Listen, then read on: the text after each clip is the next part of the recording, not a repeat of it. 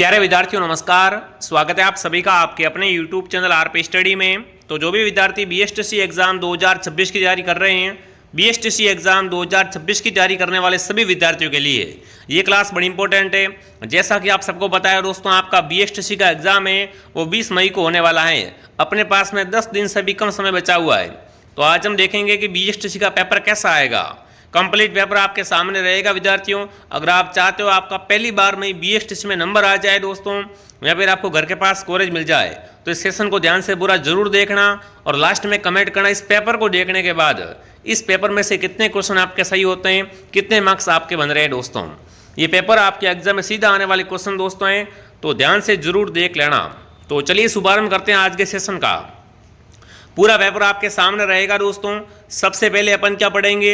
सबसे पहले अपन राजस्थान जीके वाला पोर्शन पढ़ेंगे, ठीक है। तो मैं लेके चलता हूँ आपको जीके की तरफ, फिर हिंदी पढ़ेंगे, फिर शिक्षण अभिरुचि पढ़ेंगे।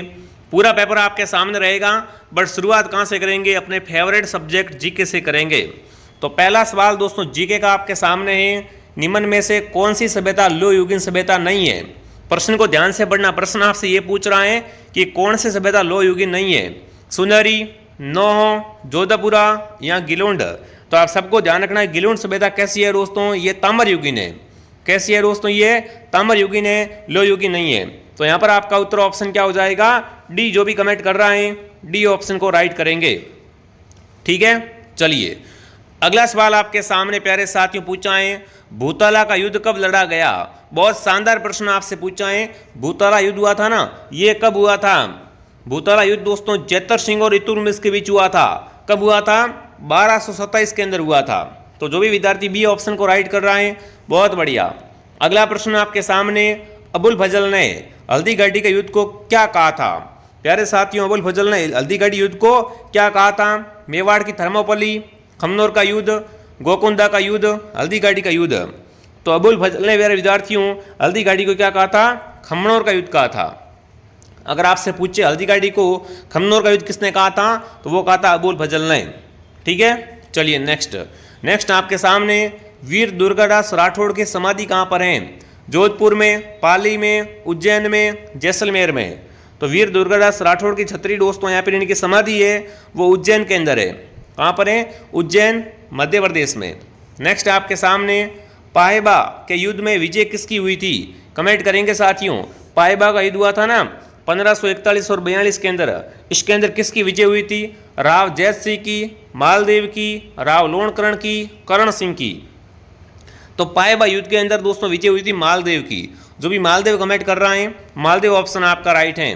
जयमल और फत्ता की गजारूढ़ मूर्तियां किस किले के द्वार पर है? कमेंट करेंगे साथियों। जयमल और फत्ता की जो गजारूढ़ मूर्तियां हैं वो किस किले के द्वार पर हैं? कुंभलगढ़ दुर्ग के द्वार पर हैं, चित्तौड़गढ़ दुर्ग के द्वार पर, जूनागढ़ दुर्ग के द्वार पर, या मेहरानगढ़ दुर्ग के द्वार पर? प्यारे साथियों, जयमल फत्ता की जो गजारूढ़ मूर्तियां हैं ये दोस्तों कहाँ पर है? ये है बीकानेर के जूनागढ़ किले के द्वार पर।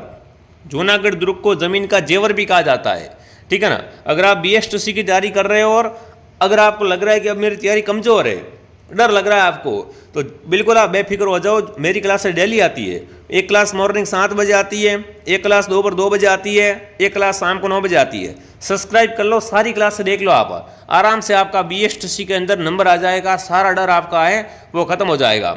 मैं दोस्तों अब जो क्लास लेके आ रहा हूँ वो एग्जाम में सीधे क्वेश्चन आएंगे, मैं आपको फुल गारंटी के साथ कह रहा हूँ। तो सभी विद्यार्थी अच्छे से जुड़ जाओ, ठीक है। अगला, जसवंत थड़ा जोधपुर का निर्माण किसने करवाया? जसवंत थड़ा को क्या बोलते हैं दोस्तों? राजस्थान का ताजमहल कहा जाता है इसे। और इसका निर्माण किसने करवाया था? राव जोधा ने, सरदार सिंह ने, जसवंत सिंह ने, हनुमत सिंह ने? तो जसवंत थड़ा का निर्माण दोस्तों है महाराजा सरदार सिंह ने करवाया था। कहाँ पर है ये? जोधपुर के अंदर। अगला, रियासत और पॉलिटिकल एजेंट का कौन सा युग्म सही नहीं है? मारवाड़ का पॉलिटिकल एजेंट मैकमोहन बिल्कुल राइट है। मेवाड़ का मेजर सावर्स राइट है। जयपुर का कर्नल ईडन राइट है। कोटा का पैट्रिक लॉरेंस नहीं है। पैट्रिक लॉरेंस तो क्या था? राजस्थान का एजीजी दोस्तों था, मतलब राजस्थान का एजेंट गवर्नर कौन था? पैट्रिक लॉरेंस था। बट कोटा की बात करें ना तो कोटा में मेजर बटन था। तो यहाँ पर असंगत कौन सा हो गया? डी ऑप्शन आपका असंगत हो जाएगा। अगला, बिजूलिया किसान आंदोलन का जनक किसे कहा जाता है? कमेंट करेंगे साथियों। बिजूलिया किसान आंदोलन का जनक विजय सिंह पथिक, साधु सीताराम दास, राम नारायण चौधरी, फतेहकरण चारण। तो बिजुलिया किसान आंदोलन का जनक दोस्तों हैं वो अपने कौन है? बिल्कुल आपका उत्तर आ चुका, साधु सीताराम दास। क्या रहेगा उत्तर? साधु सीताराम दास। राजस्थान के गांधी के रूप में किसे जाना जाता है? गोकुल भाई भट्ट, माणिकलाल वर्मा, जमनालाल बजाज, अशोक गहलोत। तो राजस्थान के गांधी है दोस्तों गोकुल भाई भट्ट। गोकुल भाई भट्ट का संबंध सिरोही प्रजामंडल से है। ठीक है ना, बहुत शानदार प्रश्न है, अच्छे से कवर कर लेना। मत्स्य संघ में कौन कौन सी रियासतें शामिल नहीं थी? मत्स्य में कौन शामिल नहीं था विद्यार्थियों? मत्स्य संघ एकीकरण का पहला चरण है। अलवर बिल्कुल था, भरतपुर था, करौली था, बट जयपुर इसके अंदर शामिल दोस्तों नहीं था। नेक्स्ट, गुर्जर संप्रदाय का प्रवर्तक किसे माना जाता है? गुर्जर संप्रदाय की बात करें साथियों, इसका प्रवर्तक है वो है संत दास जी। कौन है दोस्तों? संत दास जी। अगला, देव बाबा का मंदिर कहाँ पर स्थित है? देव बाबा की बात करें साथियों तो इनका मंदिर अगर आपसे पूछे कहाँ पर है, ठीक है ना, देव बाबा का मंदिर है दोस्तों नगला जहाज के अंदर। कहाँ पर है? नगला जहाज के अंदर। नेक्स्ट आपके सामने दोस्तों, नेक्स्ट क्वेश्चन देखिए आने से पहले जो विद्यार्थी BSTC की तैयारी कर रहे हैं, अब आपको पता है BSTC का एग्जाम बहुत नज़दीक है। ऐसे में जिन्होंने भी टेस्ट सीरीज ज्वाइन नहीं की है, एग्जाम से पहले टेस्ट सीरीज को जरूर ज्वाइन करना। मैं लेके आ चुका हूँ BSTC की गोल्डन टेस्ट सीरीज दोस्तों, जो आपके एग्जाम के लिए रामबाण जड़ी बूटी रहेगी। ठीक है ना, इसमें आपको कुल 21 टेस्ट मिलेंगे मात्र 99 रुपये के अंदर। अभी इसमें ऑफर चल रहा है इसलिए दोस्तों इसकी प्राइस कम की हुई हमने। 21 टेस्ट मात्र 99 रुपये के अंदर है। 17 टेस्ट टॉपिक वाइज या 4 फुल टेस्ट है। प्रत्येक टेस्ट में 200% व्याख्या सहित मिलेंगे। तो इस टेस्ट सीरीज आपकी काफ़ी हेल्प हो जाएगी। जो भी विद्यार्थी ज्वाइन होना चाहता है RP स्टडी ऐप को डाउनलोड करो। ऐप का लोगो इस तरीके का है, देख ले। ठीक है, इस ऐप को आप डाउनलोड करें दोस्तों। उसके बाद यहाँ पर आप टेस्ट सीरीज ज्वाइन कर सकते हो। अगर आप पेमेंट किसी और से करवाना चाहते हो तो आप क्या करें दोस्तों, हेल्पलाइन से कांटेक्ट करें। बहुत शानदार दोस्तों टेस्ट सीरीज है। इस टेस्ट सीरीज से काफ़ी सारे क्वेश्चन मिलेंगे और इससे काफ़ी आपकी हेल्प भी हो जाएगी। ठीक है, तो इसको आप जरूर ज्वाइन कर लेना। अगला प्रश्न दोस्तों पूछा, सेनानी रचना किसकी है? फटाफट कमेंट करेंगे। चूंडावत मांगे सेनानी, सर काट दे दियो छतरानी, है ना, हाड़ी रानी की बात की जा रही है। तो सेनानी रचना किसकी है दोस्तों? तो ये रचना बिल्कुल किसकी हो जाएगी? मेघराज मुकुल। क्या बात है दोस्तों, क्या रहेगा उत्तर? मेघराज मुकुल राइट रहेगा। राजस्थान का सिंह द्वार किसे कहा जाता है? राजस्थान का सिंह द्वार दोस्तों किसे कहते हैं? जयपुर, भरतपुर, अलवर, धौलपुर। तो राजस्थान का सिंह द्वार है अलवर को कहते हैं। ठीक है ना, राजस्थान का प्रवेश द्वार भरतपुर है, सिंह द्वार है वो दोस्तों अलवर है। ठीक है, 2011 की जनगणना के अनुसार राजस्थान का सर्वाधिक साक्षरता वाला जिला, तो राजस्थान का सर्वाधिक साक्षरता वाला जिला कोटा है। सबसे कम साक्षरता वाला जिला पूछे तो जालोर कर देना। ठीक है, अगला, राजस्थान के कुल कितने सदस्य संसद में चुने जाते हैं? बिल्कुल, भारत की संसद में राजस्थान से कितने सदस्य चुने जाते हैं दोस्तों? तो 35 सदस्य है वो अपने चुने जाते हैं। ऑप्शन पीछे रह गए थे तो मैं बता देता हूँ। भारत की संसद में राजस्थान से 35 सदस्य चुने जाते हैं। राजस्थान में प्रथम बार राष्ट्रपति शासन कब लगा हुआ था? फटाफट कमेंट करेंगे। अब तक तो देखो राजस्थान में 4 बार क्या लग चुका है? राष्ट्रपति शासन लग चुका है। पहली बार कब लगा था? प्रश्न अगर आपसे ऐसा पूछे तो पहली बार लगा था दोस्तों 1967 के अंदर। कब लगा था? 1967 के अंदर। अगला सवाल दोस्तों आपके सामने क्या पूछा है? राजस्थान विधानसभा के वर्तमान अध्यक्ष कौन है? राजस्थान की विधानसभा के वर्तमान में अध्यक्ष दोस्तों हैं वासुदेव देवनानी। कौन है दोस्तों? वासुदेव देवनानी। अगला, राजस्थान उच्च न्यायालय के एक मुख्य न्यायाधीश सहित अधिकतम न्यायाधीश कितने हो सकते हैं? देखो, उच्च न्यायालय में न्यायाधीश सहित दोस्तों, है ना, अधिकतम न्यायाधीश कितने हो सकते हैं? तो 50 है वो अधिकतम हो सकते हैं। राजस्थान की स्थलीय सीमा की लंबाई कितनी है? बहुत शानदार प्रश्न दोस्तों है। राजस्थान की स्थलीय सीमा की लंबाई है 5920 किलोमीटर। आएगा प्रश्न एग्जाम में। राजस्थान की दूसरी ऊंची चोटी शेर किस जिले के अंदर है दोस्तों? देखो, राजस्थान की सबसे ऊंची चोटी गुरु शिखर सिरोही के अंदर है, जिसकी ऊंचाई 1722 मीटर है। सेकंड नंबर की शेर चोटी है जिसकी ऊंचाई 1597 मीटर दोस्तों है, और ये दोस्तों सिरोही के अंदर है। कहाँ पर है? ये भी सिरोही के अंदर ही है। कांतली नदी का उद्गम स्थल कहाँ पर है? कांतले का उद्गम होता है खंडेला की पहाड़ियों से। कहाँ से होता है? खंडेला की पहाड़ियों से। मालपुरा किसकी नस्ल है? फटाफट कमेंट करेंगे। तो मालपुरा होती है भेड़ की नस्ल दोस्तों। किसकी नस्ल है? भेड़ की। नागौर जिले में स्थित गोट मांगलोद किस खनिज की प्रमुख खान है? गोट मांगलोज में दधीमती माता का मंदिर भी है साथियों, और यहाँ पर दोस्तों जिप्सम की खान भी है। ठीक है, तो ये जीके वाला पोर्शन पूरा हुआ। अब अपन कहाँ चलते हैं? अब अपन दोस्तों चलते हैं हिंदी की तरफ, फिर अपन चलेंगे शिक्षण अभिरुचि की तरफ। बेफिक्र रहो, पूरा पेपर आपके सामने रहेगा। इस पेपर से आपके एग्जाम में काफ़ी आपको हेल्प मिलेगी। आप खुद कहोगे वास्तव में मज़ा आ गया सर। ठीक है, तो हिंदी का पहला सवाल आपके सामने, दैत्यारी शब्द में कौन सी संधि है? प्रश्न आपसे क्या पूछा है? दैत्यारी शब्द के अंदर आपको बतानी है संधि कौन सी है। चलिए दोस्तों, तो दैत्यारी में देखिए दोस्तों किस तरीके से होगा, दैत्य धन अरि हो जाएगा। मतलब यहाँ पर संधि है वो कौन सी है? यहाँ पर है दोस्तों दीर्घ स्वर संधि।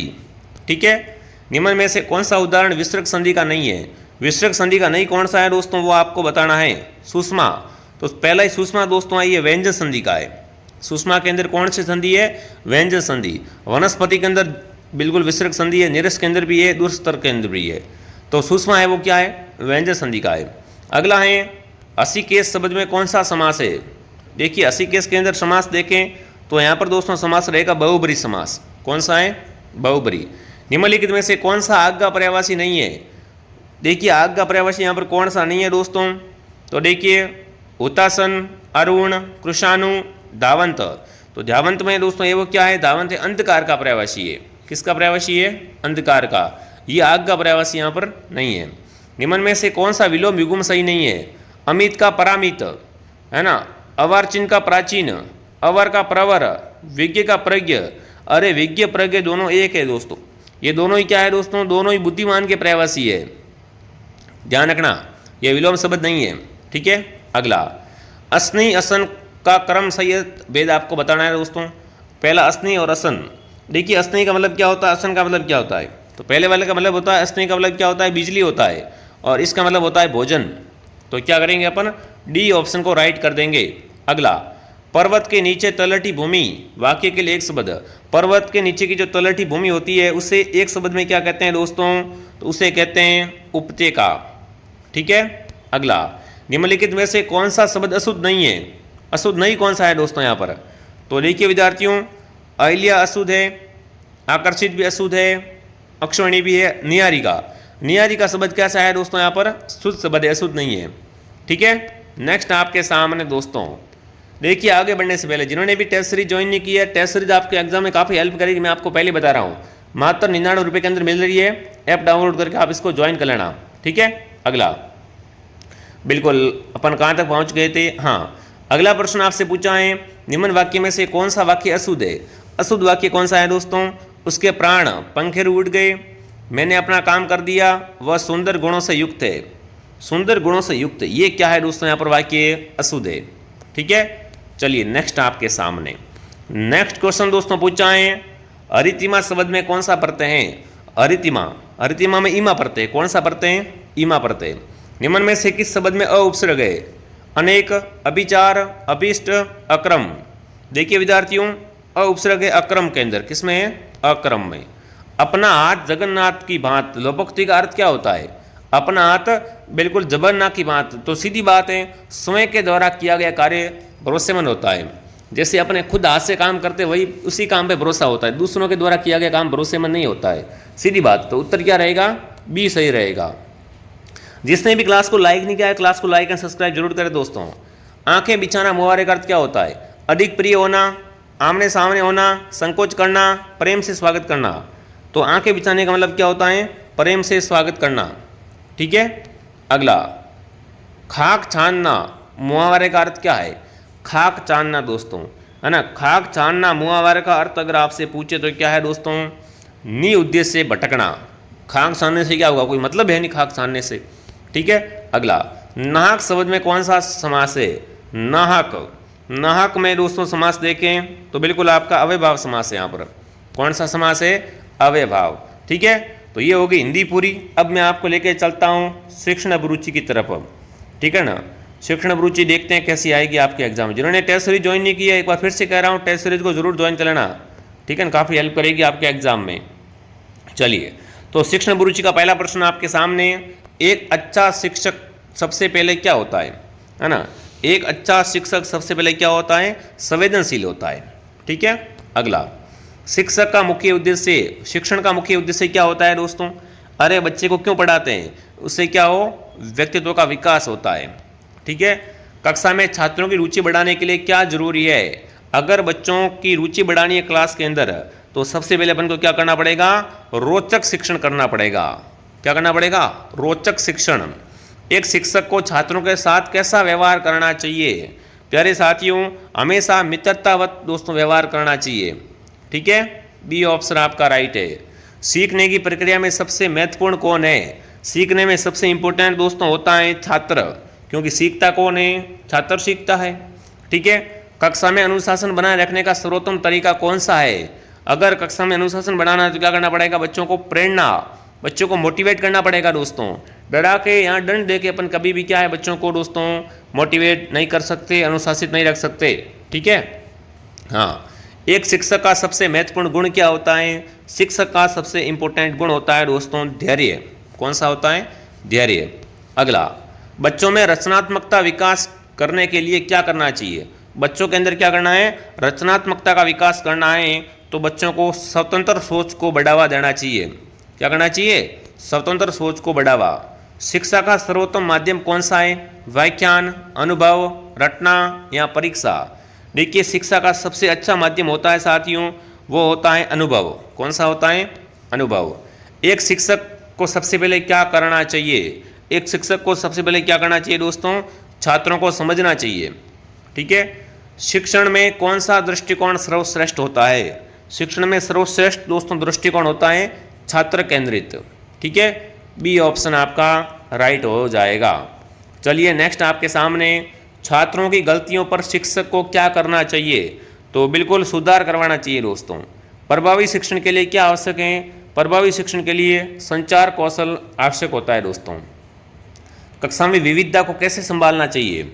विविधता को दोस्तों क्लास में समान व्यवहार करके संभालना चाहिए। ठीक है, एक अच्छा शिक्षक क्या करता है? एक अच्छा शिक्षक होता है साथियों वो मार्गदर्शन करता है। सीखने में सबसे बड़ी बाधा क्या होती है? ध्यान रखना विद्यार्थियों, सीखने में सबसे बड़ी बाधा होती है दोस्तों, वो कौन सी होती है? तो बिल्कुल आपका उत्तर आ चुका है, भय। बच्चा डरता है ना, भय से कभी भी वो सीख नहीं पाता है। छात्रों को प्रेरित करने का सर्वोत्तम तरीका कौन सा है? छात्रों को प्रेरित करना है, मोटिवेट करना है तो अपन क्या करेंगे? उसको पुरस्कार देंगे। क्लास में प्रश्न पूछने का उद्देश्य क्या होता है? प्रश्न पूछने से क्या होता है दोस्तों क्लास के अंदर? तो इससे समझ बढ़ती है। ठीक है, एक शिक्षक को क्या होना चाहिए? कठोर, प्रेरक, डरावना, उदासीन? तो एक शिक्षक को हमेशा प्रेरक होना चाहिए दोस्तों। कैसा होना चाहिए? मोटिवेशन देना चाहिए, बच्चों को मोटिवेटर होना चाहिए। ठीक है, शिक्षक को देख के बच्चे को सीखने चाहिए। शिक्षण में मूल्यांकन का उद्देश्य क्या होता है? मूल्यांकन क्यों किया जाता है दोस्तों? तो इससे क्या होता है? सीखने का आंकलन होता है, बच्चा कितना सीखा है, कितना बच्चे को याद हो रहा है। ठीक है, संप्रेषण के अनुसार भाषा कैसी होनी चाहिए? संप्रेषण के अनुसार भाषा दोस्तों है वो कैसी होनी चाहिए? वो होनी चाहिए बोधगम्य। ठीक है ना। सीखने का सबसे अच्छा तरीका क्या है? तो सीखने का सबसे अच्छा तरीका है अनुभव और अभ्यास। ठीक है, सत्र की समाप्ति पर कौन सा मूल्यांकन लिया जाता है? जब साल पूरा हो जाता है ना, तब जो दोस्तों मूल्यांकन लेते हैं उसे क्या कहते हैं? उसे कहते हैं संकलात्मक मूल्यांकन। ठीक है, बच्चों में अनुशासन कैसे विकसित किया जाता है? तो बच्चों के अंदर अनुशासन प्रेरणा से विकसित किया जाता है। शिक्षा का मुख्य लक्ष्य क्या होता है दोस्तों? तो शिक्षा का मुख्य लक्ष्य होता है सर्वांगीण विकास करना।